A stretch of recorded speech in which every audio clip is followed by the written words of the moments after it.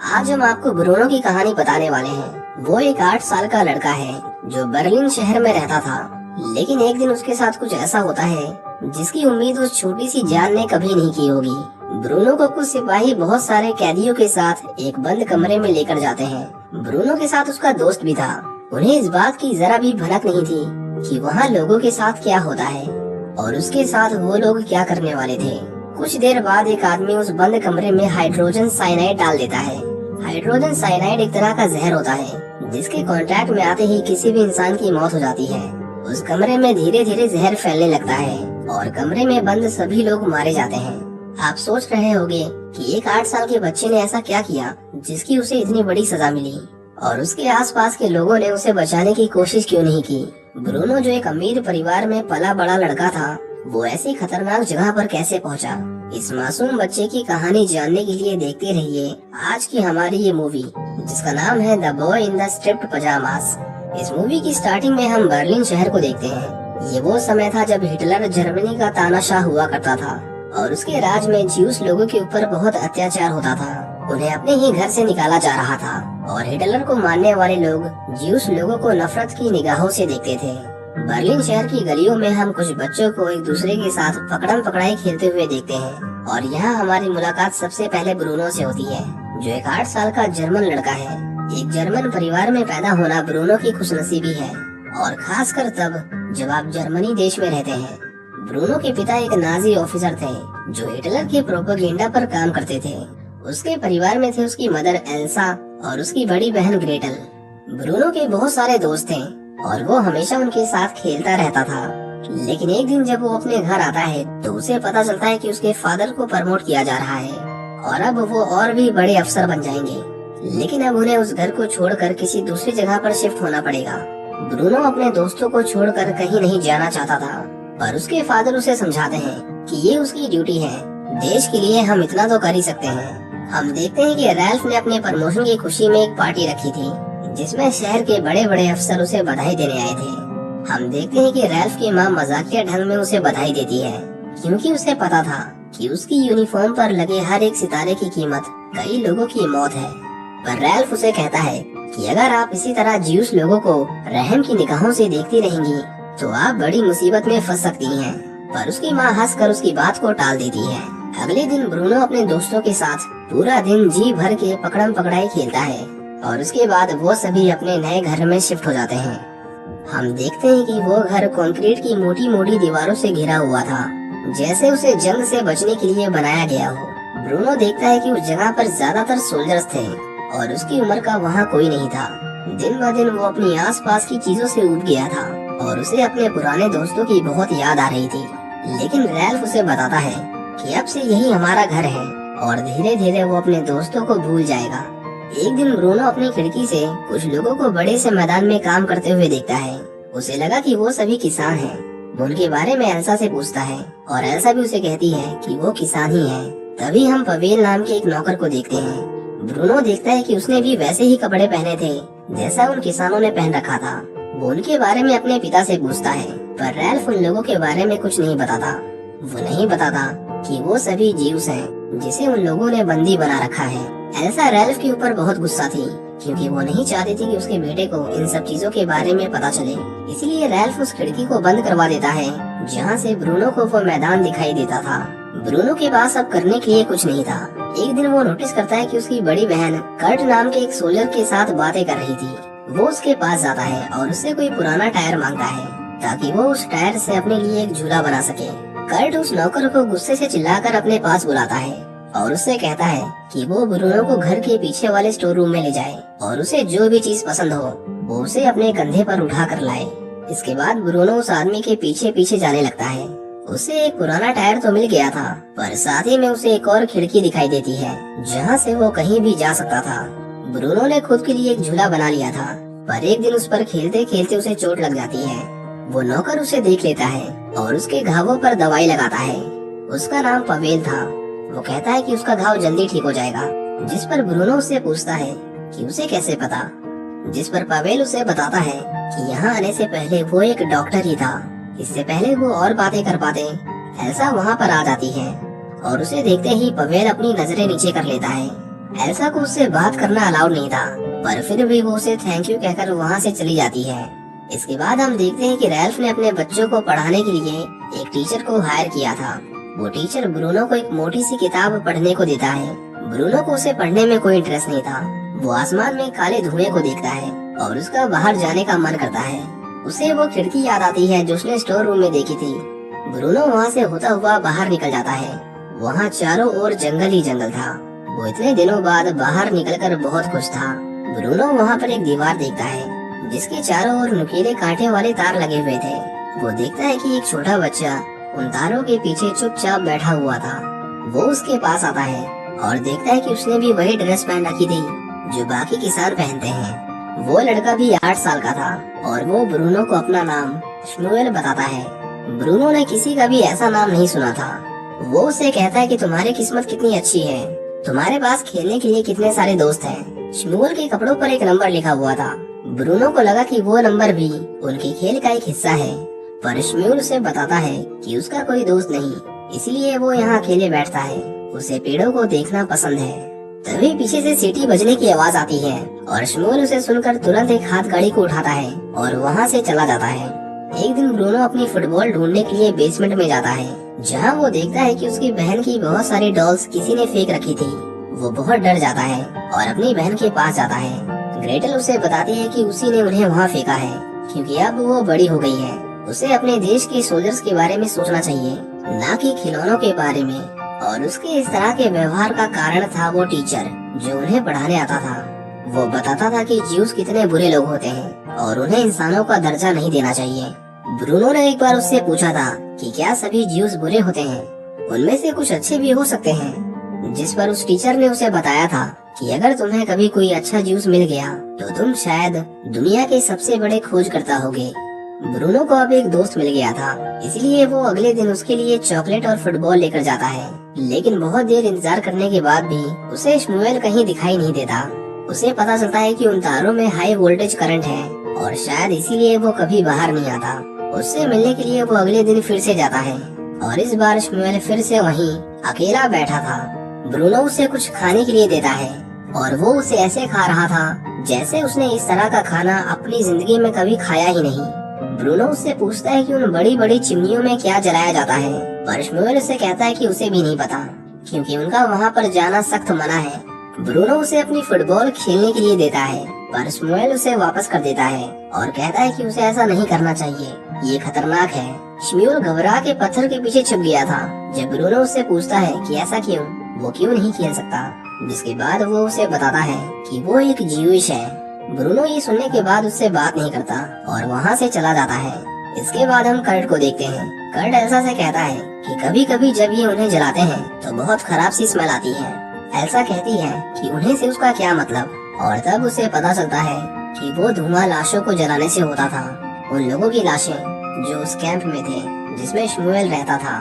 जब एल्सा को ये पता चलता है तो वो रैल्फ के ऊपर बहुत गुस्सा होती है, क्योंकि वो नहीं चाहती थी कि उसके बच्चों पर इन सब चीजों का बुरा असर पड़े। राल्फ कर्ट से नाराज था क्योंकि उसने एल्सा को ये सच्चाई बताई। एक रात जब वो सभी डिनर कर रहे थे तो वो कर्ट से उसके पिता के बारे में पूछता है। कर्ट उसे बताता है कि अब वो जर्मनी में नहीं रहते।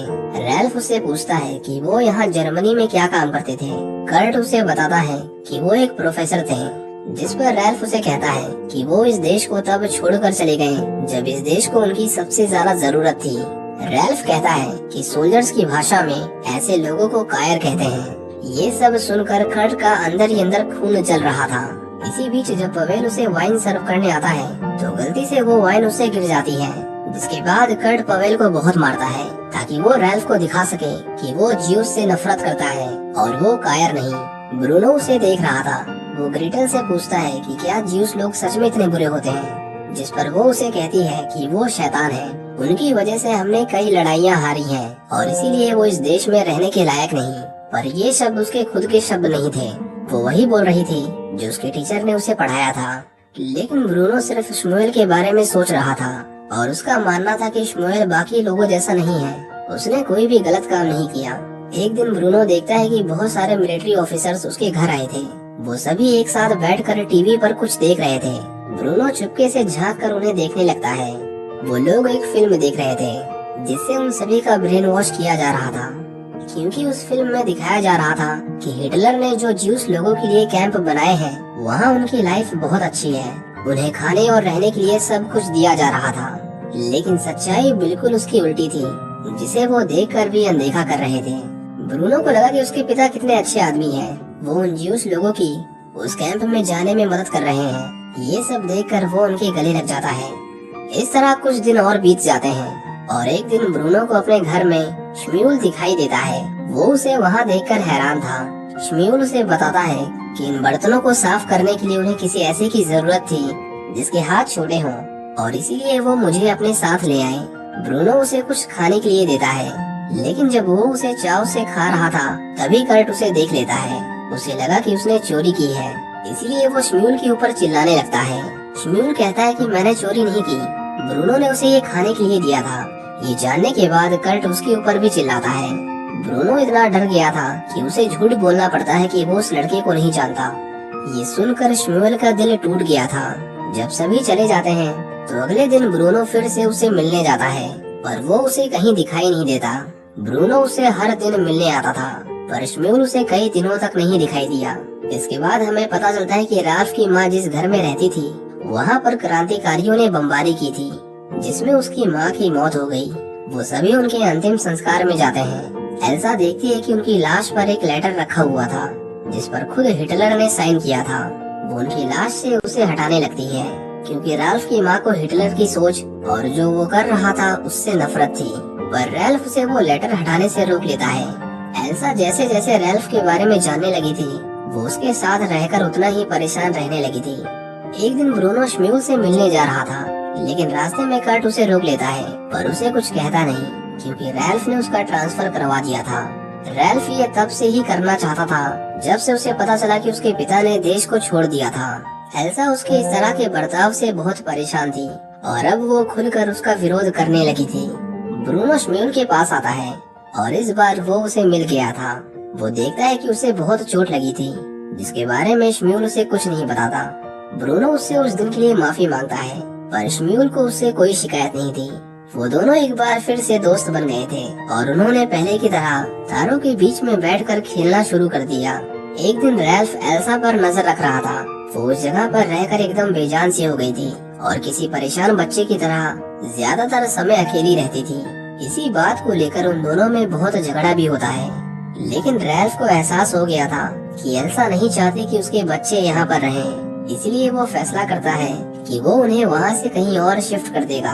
रैल्फ अपने बच्चों से बात करता है।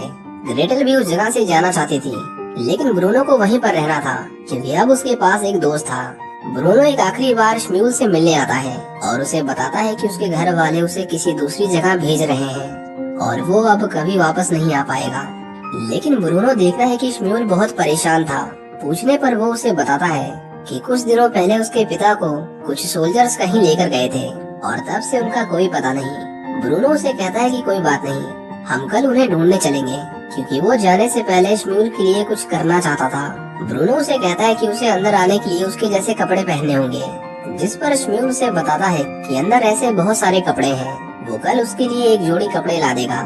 अगले दिन हम देखते हैं कि एल्सा और ग्रेटल वहाँ से निकलने की तैयारियों में बिजी थी।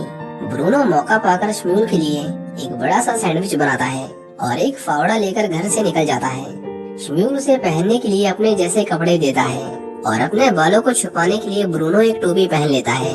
वो उन तारों के नीचे खोदना शुरू करता है और देखते ही देखते उसने अंदर जाने के लिए एक छोटा सा रास्ता बना दिया था। ये पहली बार था जब वो एक दूसरे को बिना तारों के देख रहे थे। वो दोनों श्म्यूल के पिता को ढूंढने जाते हैं। एल्सा को पता चलता है कि ब्रूनो अपने झूले के पास नहीं था। वो उसे पूरे घर में ढूंढती है, पर वो कहीं भी नहीं था। दूसरी तरफ ब्रूनो जब अंदर जाता है तो उसे पता चलता है कि अंदर वैसा कुछ भी नहीं था जैसा कि उसने उस फिल्म में देखा था। अंदर सभी किसी कैदी की तरह थे।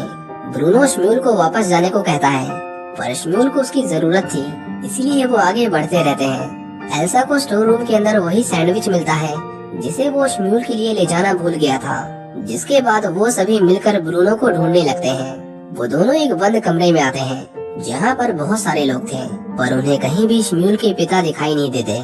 इससे पहले वो किसी दूसरे कमरे में जाते, कुछ सोल्जर्स उन सभी को वहाँ से निकलने के लिए कहते हैं वो दोनों बच्चे भी उनके बीच में फंस गए थे। ब्रूनो के कपड़ों की वजह से कोई भी पहचान नहीं पाता कि वो उनमें से नहीं है। सोल्जर्स उन्हें एक दूसरे कमरे में ले जाकर बंद कर देते हैं। श्म्यूल को लगा कि वो शायद ऐसा उन्हें बारिश से बचाने के लिए कर रहे हैं। एल्सा ब्रूनो को ढूंढते ढूंढते उस दीवार तक पहुंच गई थी जहां पर उसे ब्रूनो के कपड़े मिलते हैं। वो बहुत डर गई थी क्योंकि उसे पता था कि अंदर क्या होता है। रैल्फ तुरंत ही दरवाजे खोलने के ऑर्डर्स देता है।